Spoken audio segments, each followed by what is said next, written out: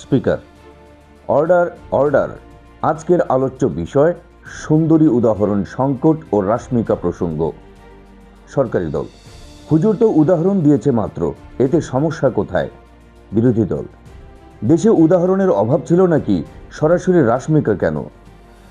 স্বতন্ত্র সদস্য আমাদের দাবি আগামী ওয়াজে উদাহরণ তালিকা আগেই প্রকাশ করতে হবে।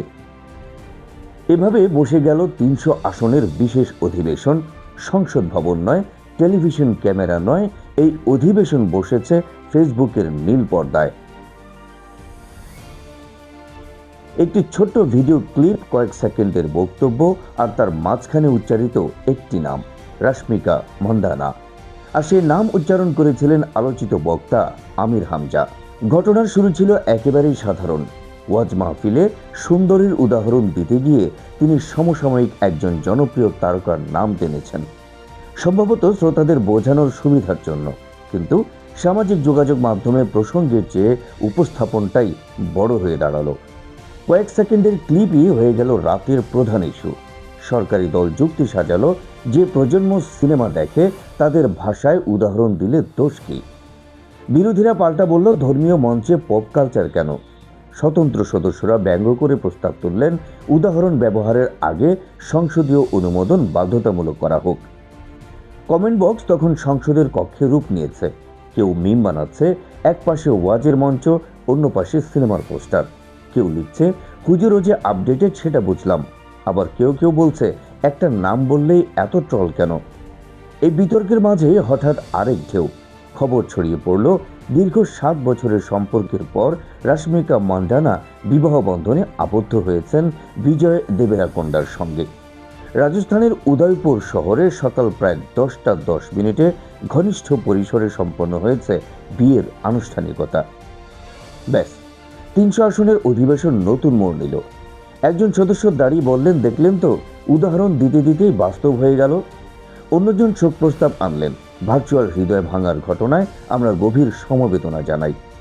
আরেকজন শান্ত কণ্ঠে বললেন, 7 বছরের সম্পর্ক, সম্মান তো প্রাপ্য।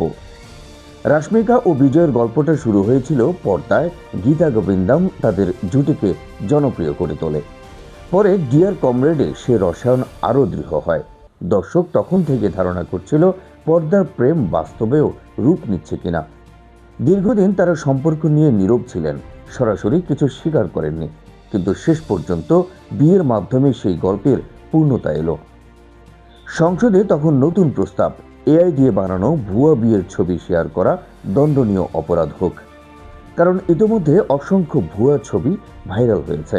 কেউ বুঝতে পারছে, কেউ পারছে না, বিভ্রান্তিও তৈরি হয়েছে।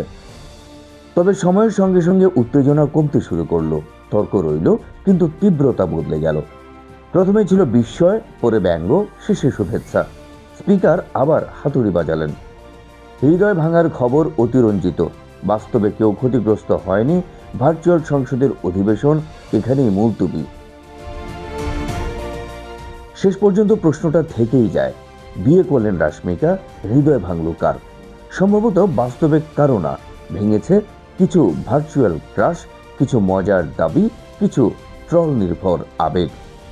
আর আমির হামজা, তিনি হয়তো পরদিন অন্য প্রসঙ্গে কথা বলেছেন, কিন্তু কয়েক সেকেন্ডের একটি উদাহরণ তাকে এনে দিল সোশ্যাল মিডিয়ার পূর্ণ অধিবেশন। ৩০০ আসনের সংসদ কোনো রেজুলেশন পাশ করেনি, শুধু হাসি, তর্ক আর মিমের ভেতর দিয়ে একটি রাত পার করেছে। কারণ এই যুগে একটি নামই যথেষ্ট, একটি ক্লিপই যথেষ্ট। আর ৩০০ আসনের কিবোর্ডই যথেষ্ট একটি সাধারণ ঘটনাকে অসাধারণ আলোচনায় পরিণত করতে। অধিবেশন মুলতবি, পরবর্তী ভাইরালের অপেক্ষায়।